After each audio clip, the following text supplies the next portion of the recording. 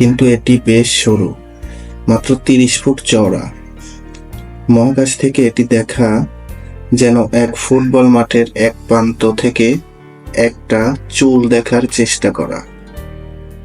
এমনকি ক্রিস হ্যাডফিল্ডের মতো মহাকাশচারীরাও নিশ্চিত করেছেন যে বিশেষ যন্ত্র ছাড়া এটি প্রায় অদৃশ্য। তাহলে এই ভুল ধারণা কোথায় থেকে এলো? চলুন জেনে আসি।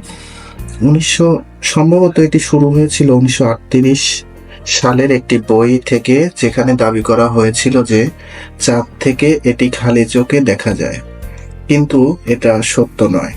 কিন্তু চিন্তার কিছু নেই, চীনের মহাপ্রাচীর এখনো ইঞ্জিনিয়ারিং এর এক অসাধারণ কীর্তি এখন পর্যন্ত।